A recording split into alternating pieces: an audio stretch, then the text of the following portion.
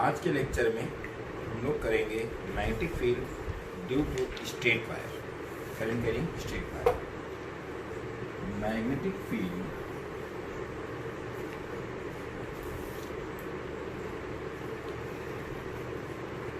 Due to a current carrying straight wire.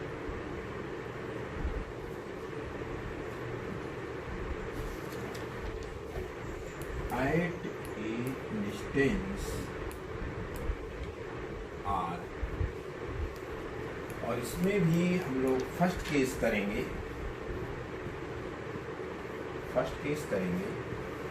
में wire is of finite length, और next होगा when wire is of infinite length. Magnetic field due to current carrying straight wire at a distance r। ये कोई current carrying straight wire है और इससे r distance पर eight a distance a ले लेते हैं। r क्योंकि हम यूज करेंगे एट ए डिस्टेंस a। इससे a डिस्टेंस पर कोई पॉइंट है और यहाँ पर हमें मैग्नेटिक फील्ड निकालना है। डायरेक्शन की बात करें तो right hand thumb rule, thumb current की डायरेक्शन में, फिंगर्स राउंडेड, तो ये क्रॉस इनवर्ड आ रहा है। और पहले हम लोग अगर बात करें कि हमें PQ वायर से निकालना है, इस PQ वायर में जो करंट फ्लो कर रही है उससे हमें इस पॉइंट पर मैग्नेटिक फील्ड निकालनी है।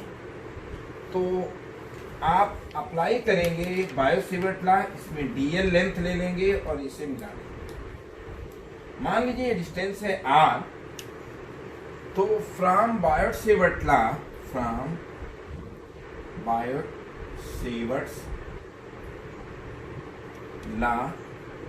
dB will be mu naught upon 4 pi I dl,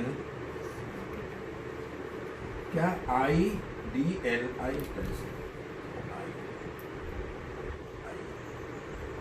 dl, ये एंगल जो है थीटा है, sine theta by r square. This is magnetic field due to current carrying segment dl। लेकिन हमें जो निकालना है पूरा जो ये PQ वायर में फाइनाइट लेंथ में जो करंट फ्लो कर रही टोटल PQ वायर से इस पॉइंट पर मैग्नेटिक फील्ड क्या होगी ये निकालना है। जैसे कि हमने सर्कुलर कॉइल के लिए जब ये किया था कि कोई सर्कुलर करंट कैरिंग कॉइल है और इससे जब मैग्नेटिक फील्ड निकाला था तो डाउनवर्ड थी राइट हैंड थंब रूल से, और ये DL आपने लिया सेगमेंट, ये एंगल चूंकि ये और इसके बीच एंगल 90 ही होगा टेंजेंट और रेडियस के बीच, तो इसमें dB जो है mu naught upon 4 pi I dl sine 90 by r square कर लिया था। r भी जो था वो रेडियस थी। तो जैसे जैसे पूरे सर्किल कंप्लीट सर्किल के लिए आप निकालते हैं तो यहाँ पर ये r कांस्टेंट है, सारा कुछ कांस्टेंट था, dB इधर वेरिएबल था, mu naught upon 4 pi I by r square, इधर dl था तो इंटीग्रेट कर लिया dB, और ये mu naught I upon 4 pi r square, और इंटीग्रेशन dl जो था वो L हो जाएगा और L की लिमिट होगी 0 से 2 पाई r। इससे B equal to mu naught upon 4 pi I by r square, integration dl L हुआ और 0 टू 2 पाई r लिया लिमिट, तो ये mu naught I by 2r हो गया था। और ये डेरिवेशन बहुत आसान है। अगर ये बहुत आसान है तो आप मान के चलिएगा CBSE में आएगा भी कब। डेरिवेशन अगर किसी का आना है तो ये आना है, तो ये टफ है। जैसे आप electric field intensity due to a point charge निकालें तो बहुत आसान है, तो आसान तो है, लेकिन वो कहाँ CBSE में पूछा जा रहा है। CBSE में अगर कोई पूछा जाएगा क्वेश्चन तो ये पूछा जाएगा फाइंड द इलेक्ट्रिक पोटेंशियल, जिसमें इंटीग्रेशन होगा,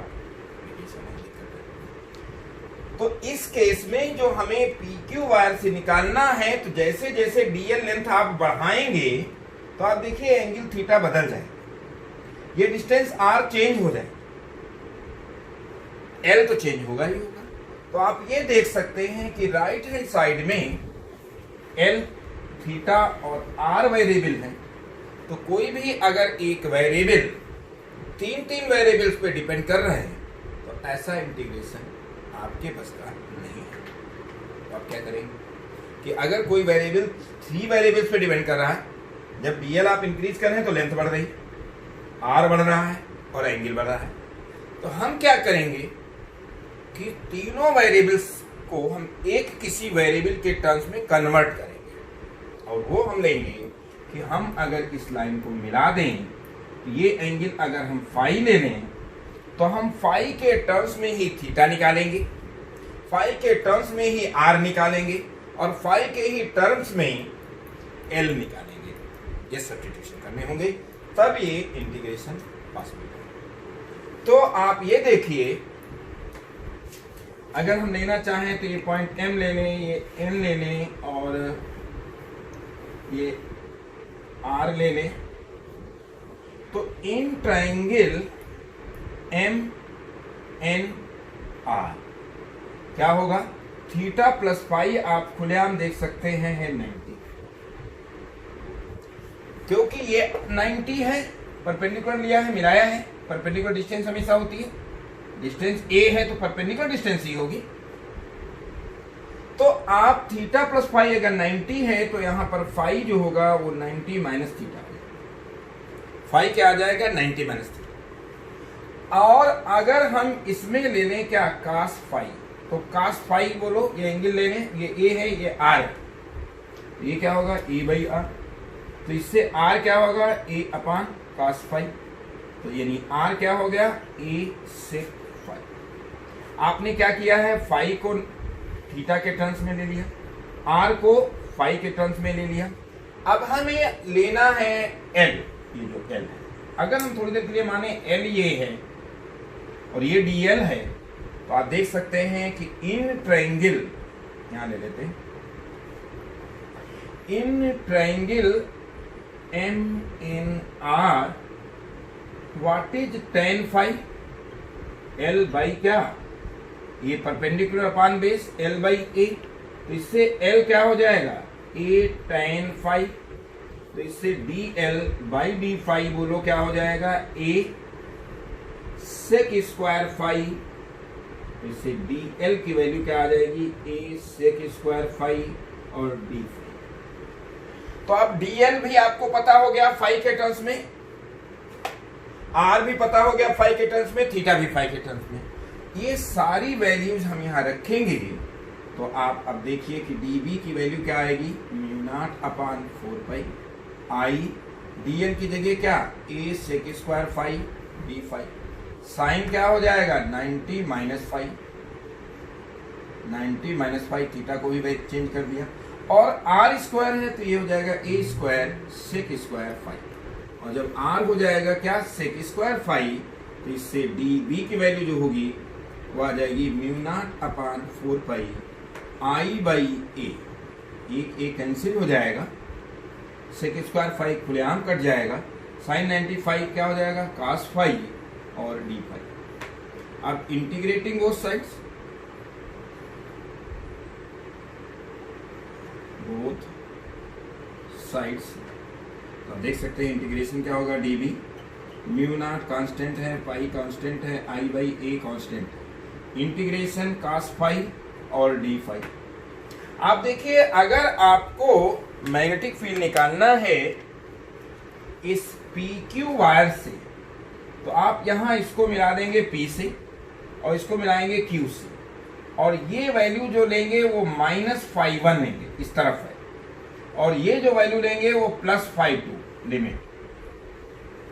एक्चुअली कायदे से ये डीएल आगे बता देंगे, इसमें क्रॉस प्रोडक्ट होता है, तो यहाँ पर जो है वेक्टर फॉर्म में इसलिए दिखा देंगे Biot-Savart law in vector form, तो आपको पता लग जाएगा कि why this is +φ2 and why this is -φ2। आप देख सकते हैं ये क्या है क्लॉकवाइज और वो क्या है एंटी क्लॉकवाइज। तो यहाँ पर जो फाई की वैल्यू होंगी वो from -φ1 to phi is equal to क्या होगा φ2, integration D B B mu naught upon 4 pi I by A और cos फाई का इंटीग्रेशन होता है sin फाई। याद रखिएगा, डिफ्रेंशिएशन तो माइनस होता है लेकिन इंटीग्रेशन होता है plus.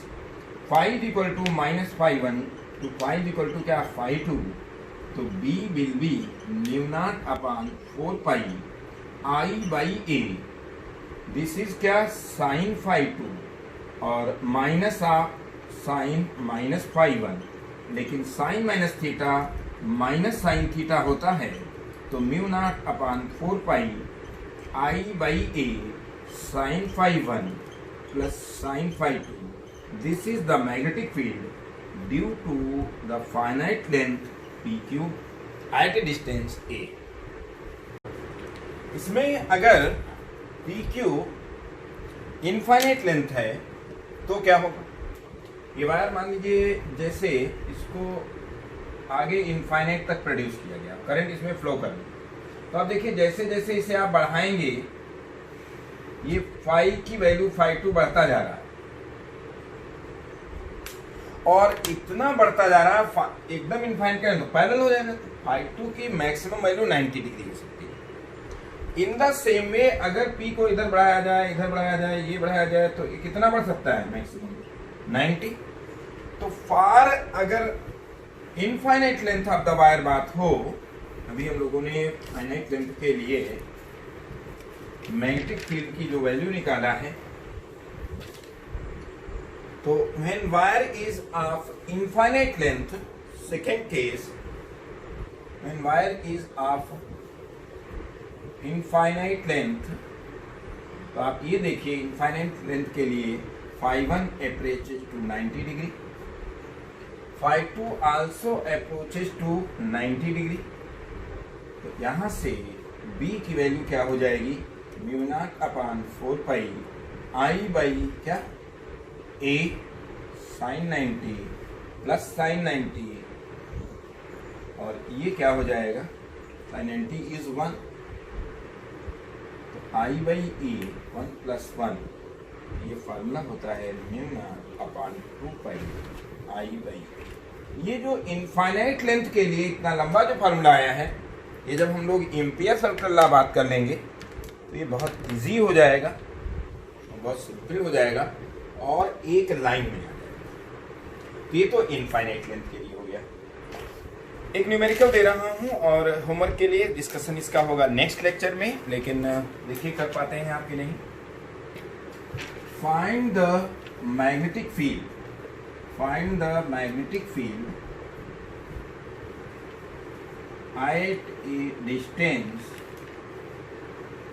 r from the midpoint of line joining two long straight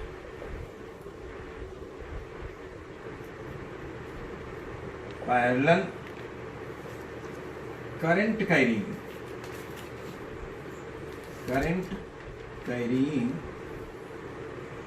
wires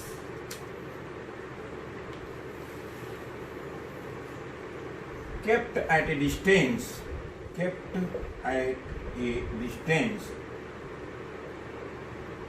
d apart।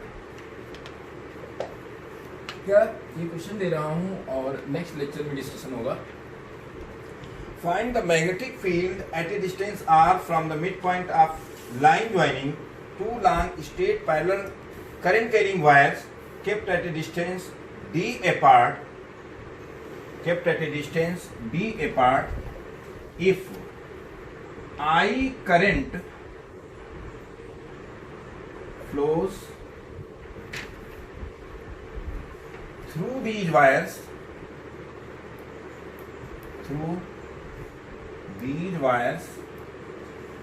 in opposite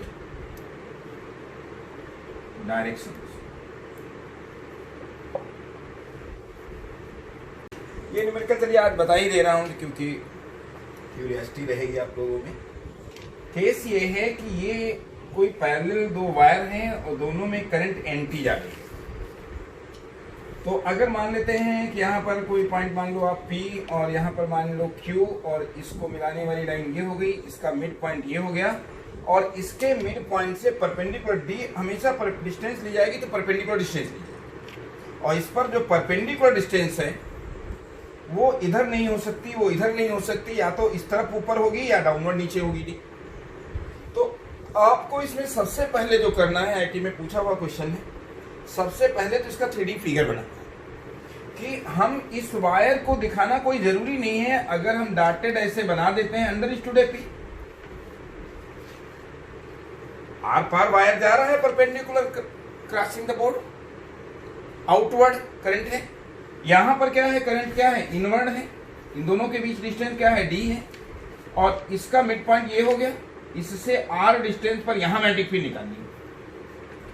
एक तो याद रखिएगा कि नेक्स्ट लेक्चर में जो magnetic field on the axis of A current carrying circular coil जब निकालेंगे तो इसका एप्लीकेशन होता है, हम इसे स्पेशली उसी के लिए बताते ही हैं। क्या जब हमें निकालना होगा, अभी तो हमने magnetic field due to current carrying circular coil निकाला, लेकिन magnetic field due to a current carrying circular coil on its axis at a distance x from its centre, वो निकालना जो अभी तो सेंटर पर निकाला, तो उसमें ये काम आएगा। देखिए जरा, राइट हैंड थंब रूल लगाएंगे, करंट थंब करंट की डायरेक्शन में, फिंगर्स उस तरफ जिधर निकालेंगे तो पाम पर नॉर्मल डायरेक्शन मैग्नेटिक फील्ड होगी। तो ये अगर आपकी पाम हो गई, राइट हैंड पाम रूल यही है, तो ये V1 हो गया, this is the magnetic field due to current carrying wire, जो P पर ये वायर है, इससे हमने इसको दिखाया है इस तरीके से, या इनवर्ट दिखाया है, करंट जा रही है। अब अगर हम इससे लें तो ये थंब करंट की डायरेक्शन में, ये मैग्नेटिक फील्ड, इस पर नॉर्मल, देखिए ये थंब हो गया, पाम पर नॉर्मल डायरेक्शन जो होगी ये मैग्नेटिक फील्ड डायरेक्शन होगी B2, और हमें B1 और B2 का रिजल्टेंट निकालना है। हमें क्या है, B1 और B2 का रिजल्टेंट निकालना है। ये यहाँ वायर है और इसमें मैग्नेटिक फील्ड क्या है, क्रॉस दिखाया है, क्रॉस का मतलब नॉर्मली आउटवर्ड, क्रॉस का मतलब क्या होगा, नॉर्मली आउटवर्ड, और ये डिस्टेंस D आपको दी हुई है, ये डिस्टेंस R है। थोड़ी देर के लिए अगर ये एंगल थीटा मानोगे तो सिमेट्री से ये एंगल भी थीटा होगा, और इस पे परपेंडिकुलर लाइन ड्रा कर दें तो ये 90 माइनस थीटा, तो ये थीटा होगा। और अगर ये थीटा है तो B1 का एक कंपोनेंट इधर होगा क्या, B1 cos थीटा, और इधर कंपोनेंट क्या होगा, B2 cos थीटा, और इस तरफ component B1 sin theta, B1 का ये B1 का ये B1 cos थीटा, ये B1 sin थीटा, और B2 का इधर क्या होगा, B2 cos थीटा, और इधर क्या होगा, B2 sin थीटा। तो आप देख सकते हैं ये दोनों ऐड हो जाएंगे, ये कैंसिल हो जाएंगे, तो नेट जो मैग्नेटिक फील्ड आएगी B, वो होगी क्या, B1 cos theta, sorry B1 sin theta, और प्लस क्या, B2 sin थीटा। और अगर आप बताएं कि ये डिस्टेंस हम थोड़ी देर के लिए R मान लें, ये भी R मान लें, तो ये समझ लीजिए इनफाइनाइट लेंथ का वायर है और इसके R डिस्टेंस पर, तो इनफाइनाइट वाला फॉर्मूला लगेगा। तो B1 is equal to B2 and this is equal to क्या होगा, म्यू नॉट अपॉन 2 पाई, जो भी डेराइव कराया था फॉर्मूला, I बाई R। ये इनफाइनाइट लेंथ का वायर है, ये R डिस्टेंस, तो ये, और इसमें अगर आपको साइन थीटा निकालना हो तो व्हाट इज साइन थीटा, ये D/2 होल बाई क्या R,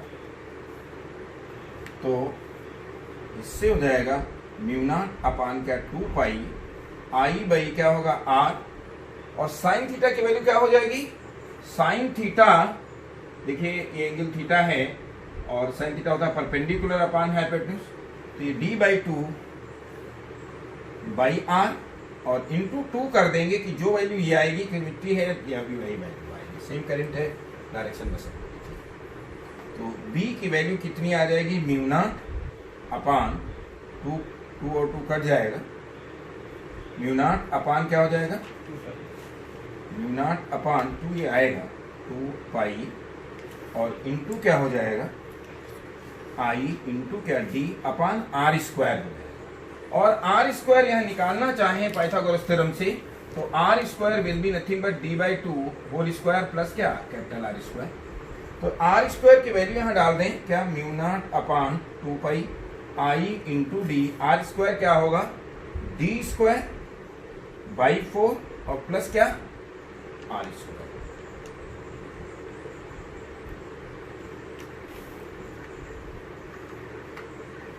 इससे यहां पर ये इसका आंसर